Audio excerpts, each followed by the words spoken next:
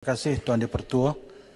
Saya sama untuk membahaskan rang undang-undang keuangan awam dan tanggungjawab fiskal 2023 dan harapan besar seluruh rakyat di mana-mana saja, di desa, di bandar.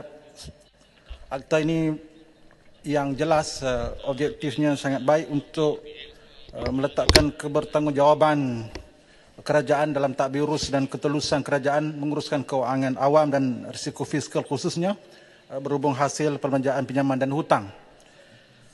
Yang pertama, Tuan Ketua, saya ingin bangkitkan berkaitan dengan pasal 7 dalam rang undang-undang ini berkaitan dengan kadar KDNK. Kita melihat dari sudut KDNK kita berlaku peningkatan khusus dalam suku kedua 2023.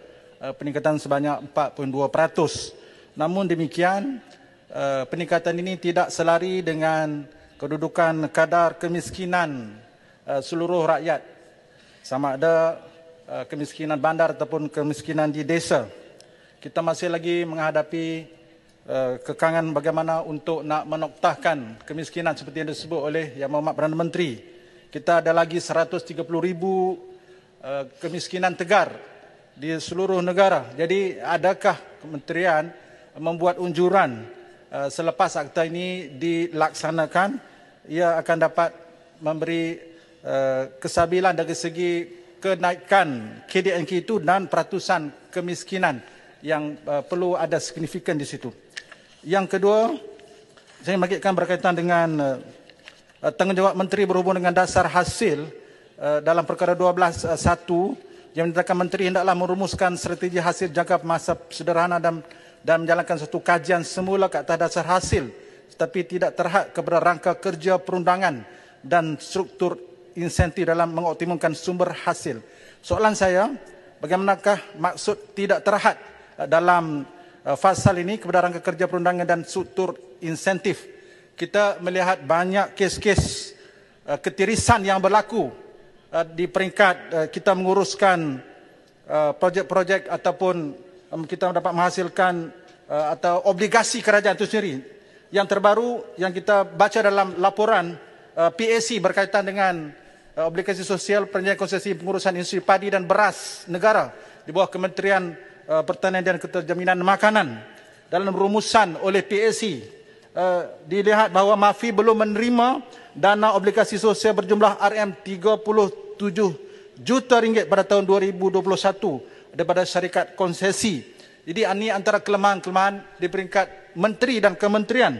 Termasuklah dalam laporan ini bayaran skim subsidi harga padi sebanyak RM0.73 juta dibuat kepada pesawah yang telah meninggal dunia, iaitu lebih kurang 300 orang petani yang meninggal dunia tetapi dibayar skim ini. Jadi siapa yang terima duit mereka ni, sama ada waris mereka yang tidak bertanggungjawab ataupun ada hantu yang telah menerima duit ini.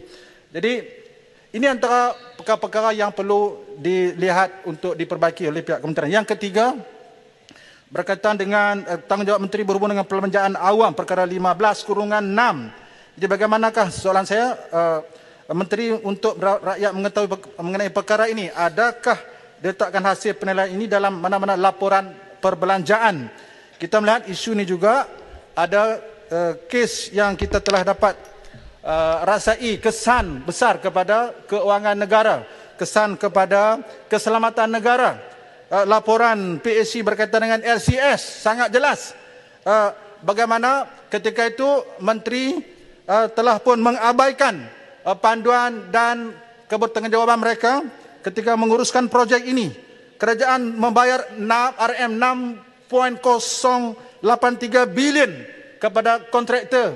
Namun sehingga hari ini yang kita ketahui tidak ada sebuah kapal yang kita terima. Dalam ketika peringkat awal lagi, kelemahan di peringkat kementerian, bagaimana terma kontrak yang lemah, tidak memihak kepada kerajaan, dan ketika mana menentukan desain ataupun kedudukan kapal itu, pandangan TADM selaku end user dengan izin tidak diendahkan oleh Mindef, dan dalam ketika itu kerajaan memihak kepada kontraktor yang menerima projek ini.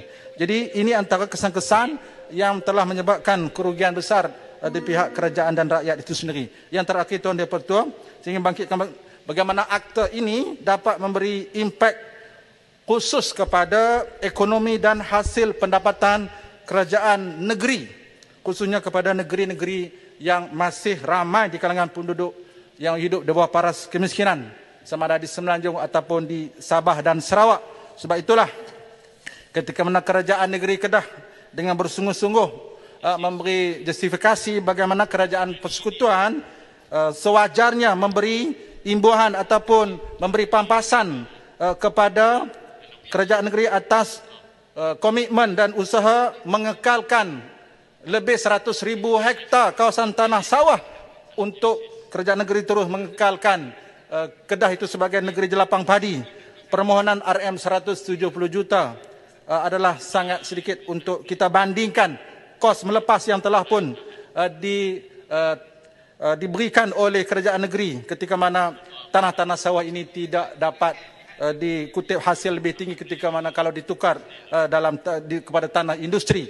Dan dalam soalan saya ini, adakah langkah fiskal yang akan dilaksanakan melalui akta ini akan memberi kesan langsung kepada usaha-usaha untuk kita membasmi kemiskinan dan membantu negeri-negeri yang terus ingin bergerak maju setara dengan negeri-negeri yang lain.